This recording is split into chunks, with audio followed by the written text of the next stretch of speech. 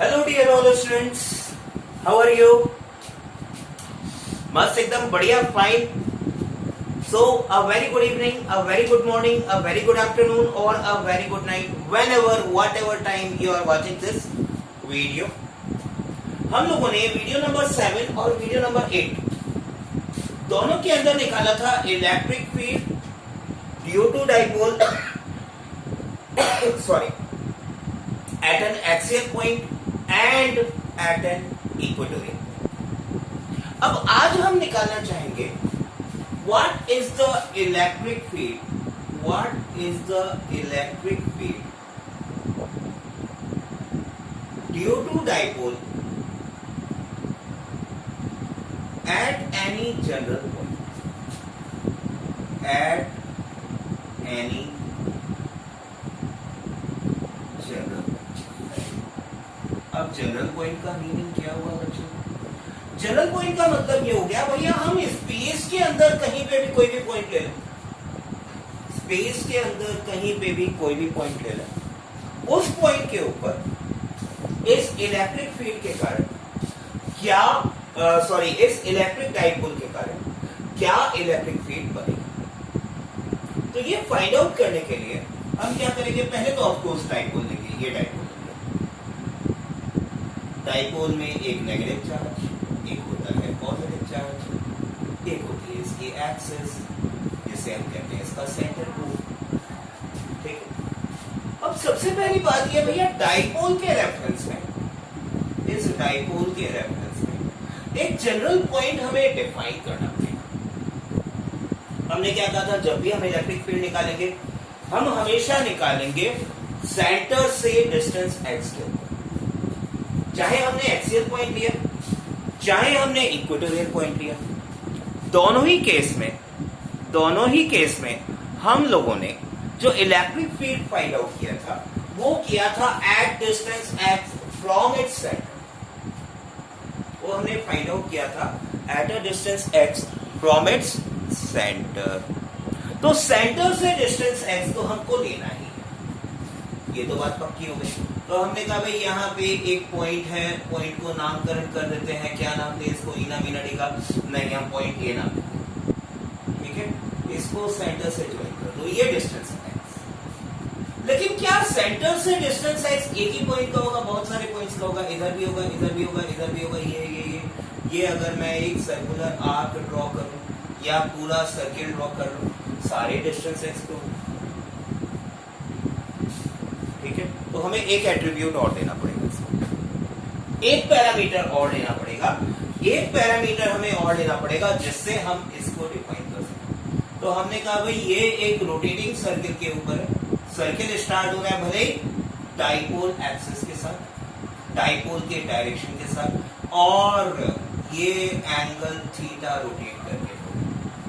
अब ये angle theta और एक्स किसी भी पॉइंट को डिफाइन करने में कैपेबल है. एंगल थीटा और एक्स डिस्टेंस इस पूरे बोर्ड के ऊपर किसी भी पॉइंट को डिफाइन करने में कैपेबल है.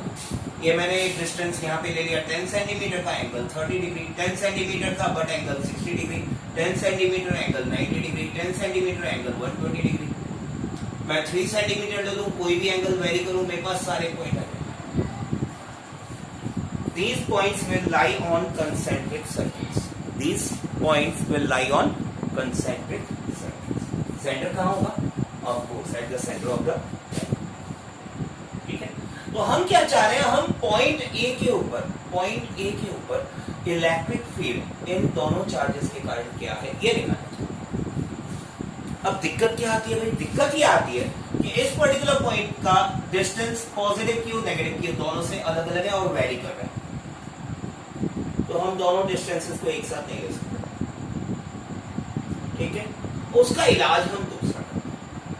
हमने कहा भाई ये माइनस चार्ज से पॉजिटिव चार्ज की तरफ जो डाइपोल है, इसका डाइपोल मोमेंट है पी. ये डाइपोल मोमेंट है पी वेक्टर. इस पी वेक्टर को ही हम रिजॉल्व कर लें दो डाइपोल के अंदर. क्या सर, क्या बात समझ में नहीं आई? अरे भाई मैं ये कह रहा हूं, ये जो डाइपोल है इस डाइपोल के दो रिजोल्यूशन कर लो। एक रिजोल्यूशन इस पॉइंट के डायरेक्शन में ठीक है, इसको हम कहते हैं डाइपोल पी। दूसरा इसके परपेंडिकुलर डायरेक्शन में, दूसरा इसके परपेंडिकुलर डायरेक्शन में, इसको हम कह देते हैं डाइपोल पी। डाइपोल के टुकड़े कैसे करेंगे? अरे भैया डाइपोल मोमेंट वेक्टर है, वेक्टर का रिजोल्यूशन करना हमको आता है। जरा देखो, कोरिलेट करो। ये हमारा था वेलोसिटी वेक्टर प्रोजेक्टाइल का। हमने कहा था इसका Vx कंपोनेंट, ये हॉरिजॉन्टल के साथ अगर एंगल थीटा बना रहा था तो Vx होगा हॉरिजॉन्टल कंपोनेंट, Vy होगा वर्टिकल कंपोनेंट। Vx को हमने कहा था V cos थीटा होगा, वर्टिकल हमने कहा था V sin थीटा होगा। याद आया? याद आया? वही वेक्टर तो है, बस अंतर इतना सा है, इस बार ये वेक्टर हमारा हॉरिजॉन्टल हो गया। ये जो वेलोसिटी वेक्टर है ये हॉरिजॉन्टल हो गया, ये वेलोसिटी वेक्टर। ठीक है, अब इसका रिजोल्यूशन इस डायरेक्शन में कर रहे हैं और इस डायरेक्शन में कर रहे हैं। ये आ गया Vx, ये आ गया Vy। हाँ सर, ये बात समझ में आई। Vx और Vy शिफ्ट हो गए, तो V वेक्टर शिफ्ट हो गया, रोटेट हो गया थोड़ा सा, ये सिर्फ रोटेट हो गए हैं। Right right. वापस देखो ध्यान से, हमने क्या किया? हमने क्या किया? ये जा रहा था dipole, dipole moment, dipole moment के दो वेक्टर, इस वेक्टर के दो वेक्टर, एक वेक्टर एक ही डायरेक्शन में, एक इसके परपेंडिकुलर डायरेक्शन। ठीक है, ठीक है। तो P1 क्या होगा? P1 will be P cos P के साथ एंगल थीटा, उसके डायरेक्शन में P cos थीटा। और P2 क्या होगा? P2 will be P sin theta, P2 will be P sin theta. अब क्या करेंगे? अब अपन एक काम करते हैं, देखो भैया A पॉइंट जो है ये P1 के लिए तो एक्सियल पॉइंट है, मैं यहां लिख देता हूं। पहला काम हमने क्या किया? हमने रिजॉल्व किया, रिजॉल्व डाइपोल P इन म्यूचुअली परपेंडिकुलर डायरेक्शंस। हमने इसको म्यूचुअली परपेंडिकुलर डायरेक्शंस में रिजॉल्व किया। ठीक है, P1 along A and P2 perpendicular to this direction। ठीक है, ठीक है। तो P1 हमारे पास आ गया P cos थीटा, P2 हमारे पास आ गया P sin थीटा। ठीक है, for P1, for dipole P1 एक ऐसा पॉइंट है, ये डाइपोल P का डायरेक्शन एक्सिस, सेंटर यहीं पे है, डिस्टेंस इसका x है, सेंटर से ही तो डिस्टेंस चाहिए था, इसीलिए तो लिया था सेंटर से डिस्टेंस, कि जनरल पॉइंट डिफाइन करने में आसानी हो जाती है। तो यहां पे भैया A पॉइंट इस डाइपोल P1 के लिए एक्सियल है।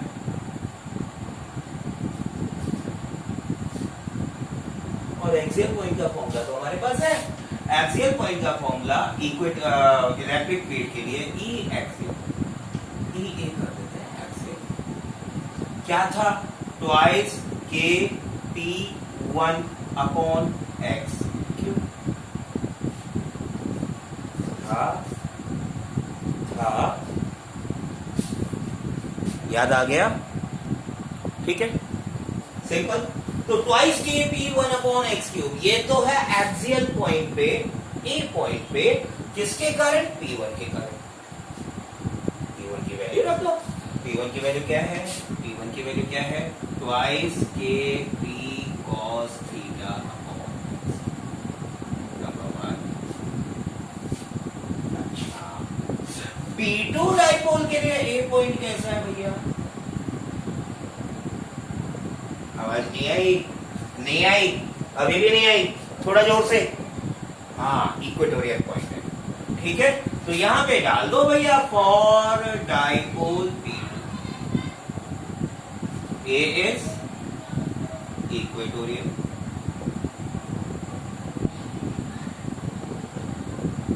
और डाइपोल P2 के लिए A अगर इक्वेटोरियल है तो इक्वेटोरियल का क्या था, इक्वेटोरियल का फॉर्मूला क्या था, Kp अपॉन एक्स क्यूब। तो E इक्वेटोरियल क्या होगा, K P2 upon x cube. P2 की वैल्यू रख दी हमने K P sine theta upon x.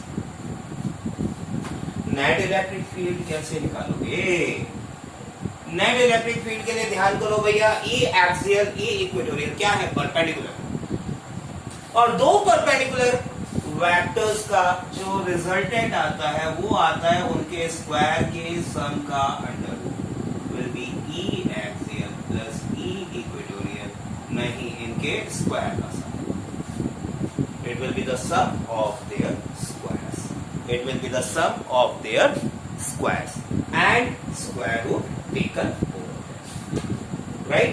So what will be E net, निकाल देते हैं। E नेट क्या होगा, क्या है, twice Kp cos theta upon x cube, twice Kp cos theta upon x cube जाका स्क्वायर, प्लस ये क्या है, Kp sine theta upon x cube, इसका भी स्क्वायर। अब देखो जरा कॉमन निकालो बाहर, क्या क्या कॉमन आ रहा है, क्या क्या कॉमन आ रहा है, Kp upon x cube common आ जाएगा भैया, देखो स्क्वायर रूट के बाहर पूरा निकल जाएगा, कारण यहाँ Kp अपॉन एक्स क्यूब का square, Kp upon x cube का स्क्वायर, स्क्वायर का स्क्वायर रूट के बाहर वैसा का वैसा आ जाता है, यानी E net Kp upon x cube, under root में क्या बचा, 4 cos square theta plus sine square, 2 का स्क्वायर 4, cos का square theta, cos square theta, इधर साइन थीटा बचा उसका स्क्वायर। अब इसमें से अगर 4 बार cos स्क्वायर थीटा है, एक cos स्क्वायर थीटा में दे, अरे भैया ये 4 बार cos स्क्वायर थीटा, इसमें से एक cos स्क्वायर थीटा मैं साइन स्क्वायर थीटा को दे देता हूं, ले तू एक ले जा, 3 इधर रहने देता हूं, cos square theta plus sine square theta हो जाएगा वन, यानी E नेट आ गया Kp upon x cube under root 3 बचे प्लस 1 हो गया, right? That is the magnitude of the net electric field at point A. That is the magnitude of the net electric field at point A. ठीक है, अभी इसके direction के बारे में बात करेंगे, पॉज करके जल्दी से नोट कर लो, जल्दी से नोट कर लो, डायरेक्शन के बारे में भी बात करेंगे, just note it so that you are able to revise it further.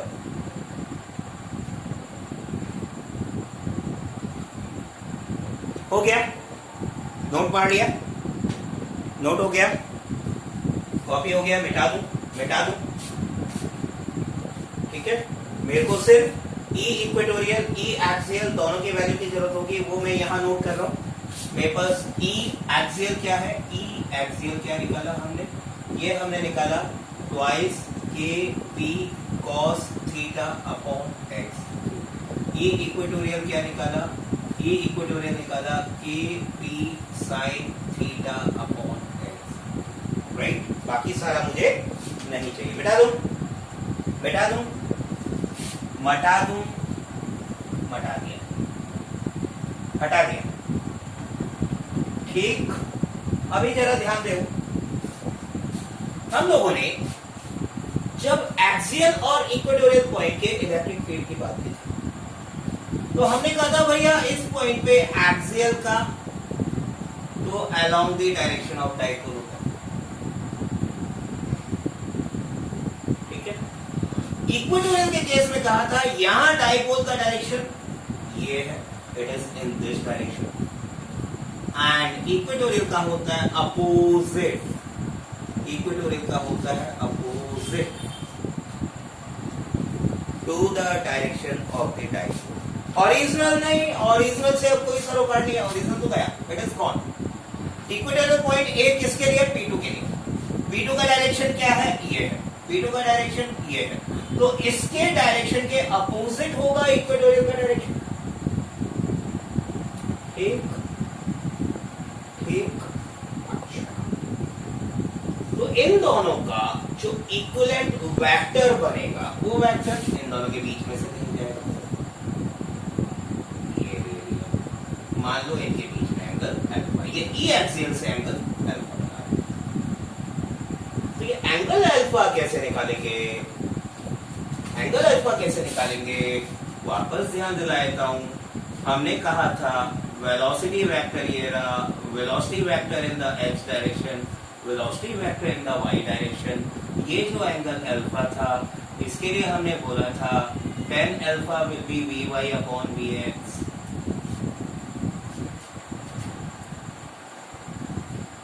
अरे भाई कुछ नहीं किया, ये vy वेक्टर यहां चिपका दिया, ये vy वेक्टर यहां चिपका दिया। vy upon vx tan alpha होता है 11 भूल गए गजनी सारे के सारे। ठीक है ठीक है राइट। तो यहां पे कैसे निकालेंगे? यहां पे कैसे निकालेंगे? ये tan अल्फा जो निकलेगा, ये tan अल्फा निकलेगा E equatorial upon E axial, E equatorial upon E axial, यानी kp sin theta, kp sin theta upon axial. Axial क्या है?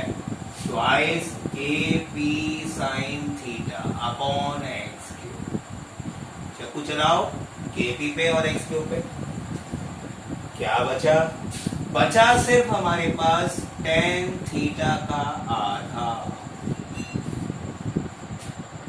यानी जो हमारा पॉइंट A था उसने डाइपोल के डायरेक्शन के साथ जो एंगल बनाया था, उस एंगल के टेंजेंट का हाफ, ये हमारा tan अल्फा कितना हुआ?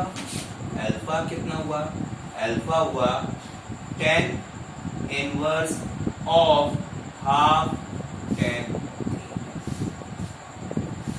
लेकिन ये अल्फा एंगल किसके साथ था? P1 के साथ था। P1 के साथ तो हमें चाहिए, हमें तो एंगल नेट चाहिए भैया। ये जो हमारा ओरिजिनल डाइपोल अब आगे आ गया नहीं है कहीं, यहीं पे रिजॉल्व कर लिया था इसको। इस ओरिजिनल डाइपोल के साथ कितना एंगल बना? ये जो नेट इलेक्ट्रिक फील्ड है ई नेट है, ई नेट है, इसने ओरिजिनल डाइपोल के साथ कितना एंगल बनाया? तो angle made with the original dipole, angle with original dipole. अब आ गया ओरिजिनल डाइपोल, उसने बता दिया मैं हूं यहां, मुझे भले ही तुमने रिजॉल्व कर लिया बट मेरा एग्जिस्टेंस रहेगा। That will be theta plus L. तो ई नेट का मैग्नीट्यूड, ई नेट का मैग्नीट्यूड हमारे पास क्या आया? kp upon x cube root magnitude, E net का मैग्नीट्यूड कितना आया? kp upon x cube under root 3 cos square theta plus 1। ये तो आया मैग्नीट्यूड, ये तो क्या आया? मैग्नीट्यूड, ये तो आया मैग्नीट्यूड। एंड डायरेक्शन क्या आया? डायरेक्शन क्या आया? डायरेक्शन आया it is at an angle, at an angle, how much angle? Theta plus alpha with original dipole where alpha is given by half tan theta. Sorry, alpha is given by tan inverse of half tan theta. Is that simple? Clear? Right? Pause मार के copy paste मारो जल्दी से। और दूसरी important बात, next video में हम क्या करने वाले हैं?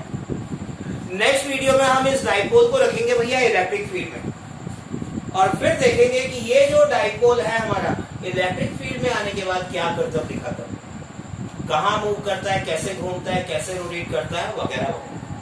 राइट? तो keep on studying, all the very best.